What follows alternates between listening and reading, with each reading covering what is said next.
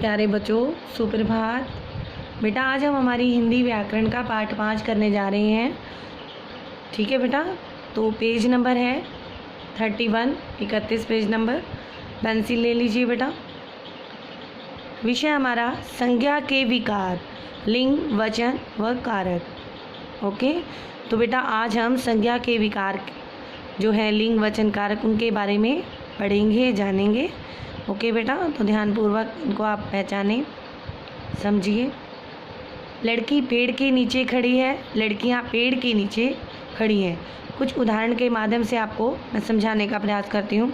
माली पौधे लगा रहा है, मालिन क्यारी बना रही है। बेटा यहाँ पर आप देखिए, लड़की पेड़ के नीचे खड़ी है और लड़कियाँ, तो यहाँ पर एक वचन है और यहाँ पर क्या है बेटा, इसका यहाँ पर वचन जो है बदल गया है, अर्थात यहाँ बहुवचन हो गया है। वचन के कारण इसमें परिवर्तन आ गया है। इसी प्रकार माली और मालिन, तो यहाँ पर इनका जो परिवर्तन है वो लिंग के कारण है, माली मालिन। इज इट क्लियर बेटा? लड़का बाजा बजा रहा है, लड़के को बाजा बजाना आता है, लड़कों को उसकी धुन सुनकर अच्छा लगा। तो यहाँ पर आप ये देखिए, लड़का और लड़के, यहाँ पर इनका जो है दोनों का वचन समान है, लेकिन कारक के कारण, यहाँ पर कारक के कारण भी संज्ञा शब्दों में क्या हुआ है, परिवर्तन आया है। ठीक है बेटा, तो इसी प्रकार लड़कों को उसकी धुन सुनकर अच्छा लगा, तो यहाँ पर वचन और कारक में भी परिवर्तन आया है। Is it clear?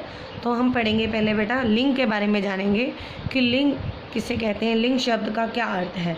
लिंग शब्द का अर्थ है चिन्ह, अर्थात पहचान का साधन।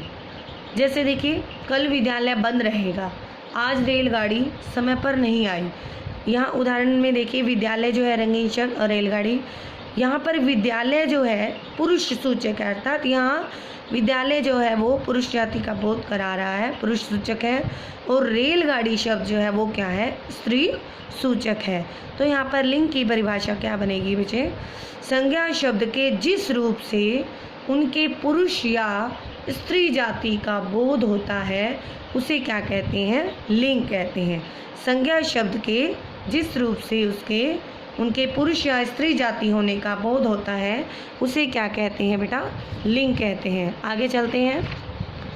लिंग के कितने भेद होते हैं? लिंग के बेटा 2 भेद हैं। कौन कौन से? पुल्लिंग और स्त्रीलिंग। ओके बेटा, यहाँ देखिए आप, पुल्लिंग और स्त्रीलिंग।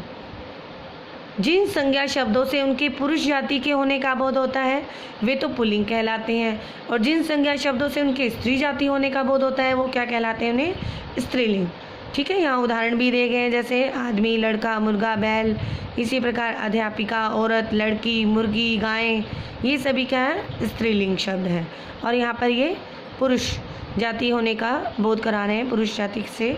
तो आप पुल्लिंग शब्दों की पहचान किस तरह करेंगे इस बारे में जानेंगे। ओके बेटा, तो जो मोटी, भारी, भरकम, बड़ी तथा बेडोल वस्तुओं को व्यक्त करने वाली संज्ञाएं होती हैं वो क्या होती हैं, पुल्लिंग होती हैं।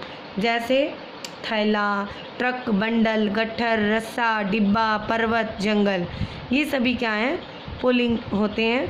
देश, पर्वत, समुद्र, पेड़, अनाज, गृह, मांस, वार, रत्न, द्रव आदि प्राय जो हैं ये क्या होते हैं, पुल्लिंग शब्द होते हैं। कौन? जैसे देशों में आगे नाम, पर्वतों के हिमाचल, विंध्याचल, समुद्र, हिंद महासागर, प्रशांत महासागर, अरब महासागर। इसी प्रकार जो मास है, महीने हैं, जनवरी, जैसे मार्च, जून, अगस्त, अक्टूबर, ये सभी क्या होते हैं बेटा, पुल्लिंग होते हैं। वार हो गए, सोमवार, मंगलवार, शुक्रवार, शनिवार। इसी प्रकार पेड़ों के नाम, अनाजों के नाम, जो अनाज हैं वो ग्रह हैं, रत्न हैं, द्रव हैं, ये सारे किसके अंतर्गत आते हैं बेटा, पुल्लिंग शब्दों के अंतर्गत आते हैं। आगे देखिए, जिन शब्दों के अंत में अक, त्व, ना, य, आपा, आवा, औड़ा, पन आदि आते हैं वे क्या कहलाते हैं बेटा, पुल्लिंग शब्द। तो इनके उदाहरण नीचे दिए गए हैं। अक से जैसे शब्द बना है लेखक, बालक, त्व से अपनत्व, बंधुत्व, ममत्व, ना से बहकना, लिखना, ये सभी जो है क्या है बेटा, पुल्लिंग होते हैं ऐसे शब्द जिनके अंत में ये वाले शब्द आते हैं। Is it clear? तो जो शरीर के कुछ अंग हैं वो भी क्या कहलाते हैं, पुल्लिंग होते हैं। शरीर के कुछ अंग पुल्लिंग होते हैं, जैसे अंगूठा, घुटना, हृदय, बाल, नाखून, दांत आदि। वर्णमाला के कुछ वर्ण भी पुल्लिंग होते हैं, जैसे अ, आ, उ, ए, आई, क, च, ट, त, प, र, ह आदि। अरबी फारसी के खाना से अंत होने वाले शब्द भी क्या कहलाते हैं? पुल्लिंग होते हैं, जैसे डाक खाना, दवा खाना, जेल खाना।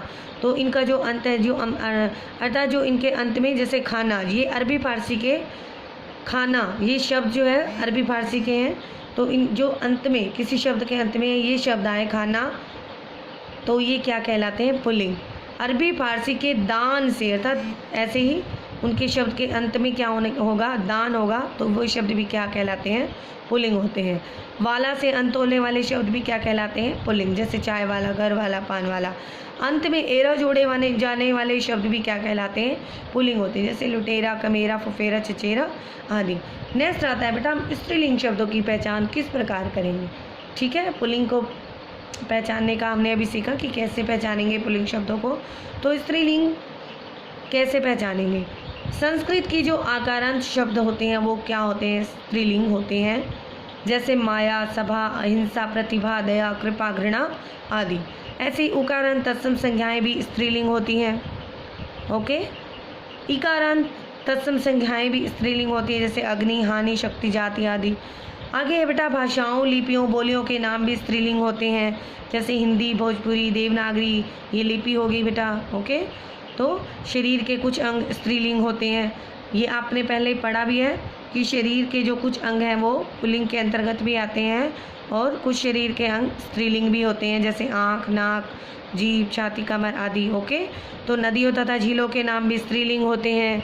ओके बेटा, आगे है बेटा, तिथियों के नाम भी स्त्रीलिंग होते हैं, जैसे प्रथमा, अमावस्या, पूर्णिमा, तीज आदि। संस्कृत के शब्द जिनके पीछे अना लगा होता है स्त्रीलिंग कहलाते हैं, जैसे भावना, प्रेरणा, कल्पना।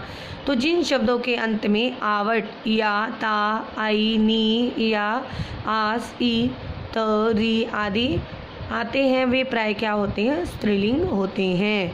ये उदाहरण आप दिए गए हैं, आप इन्हें ध्यानपूर्वक पढ़ेंगे। तो ये कुछ पुल्लिंग से स्त्रीलिंग बनाने के नियम दिए गए हैं। अ को आ करके, अ को आ ई करके, अंतिम अक के स्थान पर इका लगाकर, अंत में इन या आइन लगाकर। इज इट क्लियर बेटा?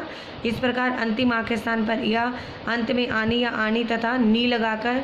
आगे है अंतिम आन को अति और वान को वती करके, जैसे गुणवान, गुणवती। इज इट क्लियर बेटा? तो अब हम बेटा संज्ञा के विकार, जो दूसरे विकार के बारे में पढ़ेंगे हम। वचन, संज्ञा अथवा सर्वनाम शब्दों के जिस रूप से उसके एक या अनेक होने का बोध हो उसे वचन कहते हैं। बेटा आप ये दूसरी कक्षा से लेकर अब तक आप लिंग और वचन के बारे में पढ़ते हुए आ रहे हैं। पिछली कक्षाओं में आपने बहुत बार पढ़ा है। ओके बेटा, तो ये कोई मुश्किल नहीं है। तो वचन की क्या परिभाषा होगी? संज्ञा अथवा सर्वनाम शब्दों के जिस रूप से उसके एक या अनेक होने का बोध हो उसे क्या कहते हैं? वचन कहते हैं। आप यहाँ उदाहरण देखिए, चिड़िया चहचहाती है, चिड़ियाँ चहचहाती हैं। यहाँ पर चिड़िया एक वचन है, यहाँ पर चिड़ियाँ बहुवचन है। सोनम ने केला खाया, एक वचन, और केले बहुवचन। बिल्ली दौड़ रही है, बिल्लियाँ दौड़ रही हैं। Is it clear? तो यहाँ पर आप देख रहे हैं, यहाँ पर एक वचन है और बहुवचन। इसी प्रकार वचन जो है दो प्रकार होते हैं। वचन हिंदी में वचन के दो प्रकार होते हैं। कौन कौन से? एक वचन और बहुवचन। एक वचन आपने अभी देखा ही है, जिससे शब्द के जिस रूप से एक वस्तु, प्राणी अथवा स्थान का बोध होता है उसे क्या कहते हैं? एक वचन कहते हैं। जैसे लड़का, मेज़, रोटी, सड़क, अलमारी।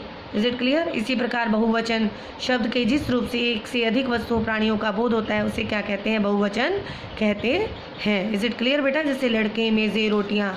ओके, इसी प्रकार बेटा वचन की पहचान कैसे करेंगे?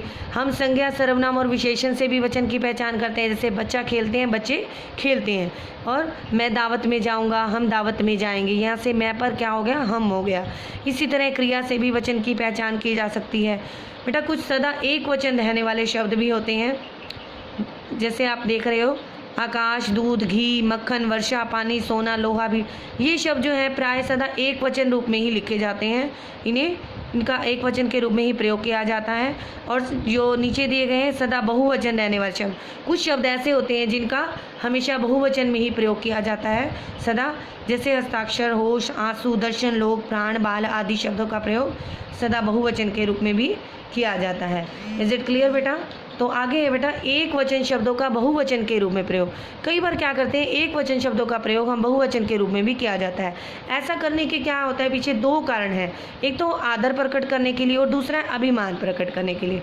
जैसे दादाजी अखबार पढ़ रहे हैं, देखा जाए तो यहाँ पर बहुवचन है, तो यहाँ पर दादाजी है तो एक वचन, लेकिन क्या होता है सम्मान प्रकट करने के लिए हम यहाँ एक वचन शब्दों का प्रयोग बहुवचन के रूप में करते हैं। प्रधानमंत्री जी विदेश यात्रा पर गए हैं, देखिए यहाँ बहुवचन का प्रयोग किया गया है, लेकिन देखा जाए तो यहाँ एक वचन शब्दों का प्रयोग है, यहाँ बहुवचन में किया जा रहा है। किस लिए?